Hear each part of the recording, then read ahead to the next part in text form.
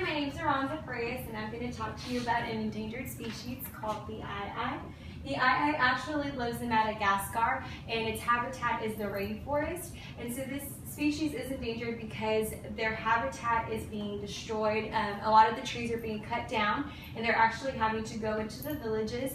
And a lot of the people in Madagascar believe that if they see this specific creature, they believe that it's associated with the death omen, and they try to kill it off. So when they try to kill it, they kill it on sight, and they think that if they kill it on sight, that means that it's going to shoo or make the death go away. So that's one of the beliefs. The other belief is, since these creatures have really long a middle finger, they think that if it points at a specific person, they think that that means that specific person is going to pass away. And as you can see, they hang the aye-aye from a rope, and they hang it, and that way it can shoo all the evil spirits. Is what they believe. And one of the interesting facts about them is that they're the size of a house cat, and they live to be 23 years old.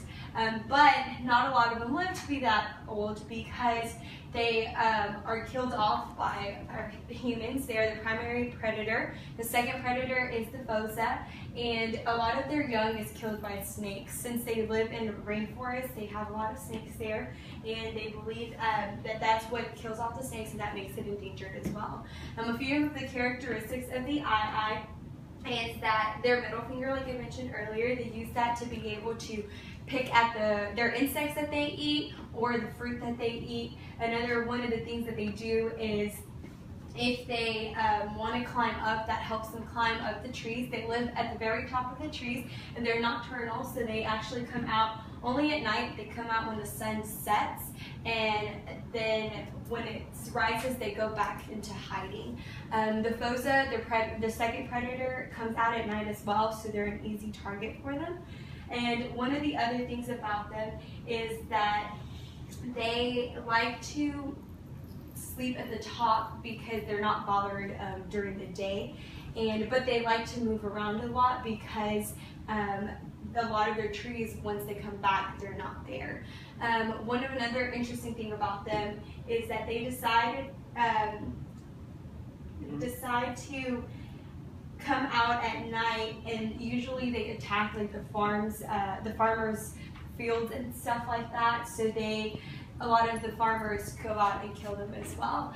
Another interesting fact about them is that there's a law that, since they're an endangered species, the law now protects them from being killed. But unfortunately, a lot of it goes unseen because it's at nighttime. And they're actually not dangerous. If you were to see them in Madagascar, they don't attack people or anything like that. They are actually really friendly. A couple people that are not scared of approaching them. They've actually fed them a couple things, and they run off, so they're not dangerous. And where you can find a lot of the information, and why I chose to pick this specific creature, was because there was a lot of information about them. Their family origin is from the lemurs. If you go to lemur.duke.edu or primate.wisp.edu, you can find a lot of information about them, and that's where I found all of my information. And I thought it was really interesting because they were not very known, and these creatures are very, very unique, and they have a lot of unique characteristics and features. Like their tail is really bushy, like a squirrel, and then they use this finger to pick at the trees, and like a woodpecker. And so it is really nice that all of this comes in one, and they are the size of a house cat, so they live to be up to 23 years old, so they're really, really big.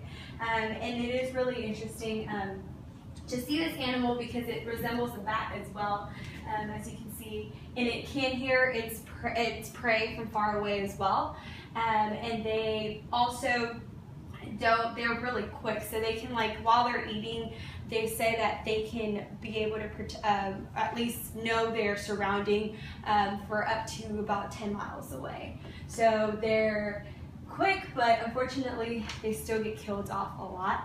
And then if you ever go to Madagascar, you can be, if you see this animal, you know that it's not dangerous and that you don't actually have to kill it so that it doesn't become, it's not endangered. It's been endangered since 1990, and it actually was extinct for a while, but they found more animals in different rainforests, but they were just really well hidden. So they you can still find some in the rainforest, but not as much as you would back then. So if you have any questions for me?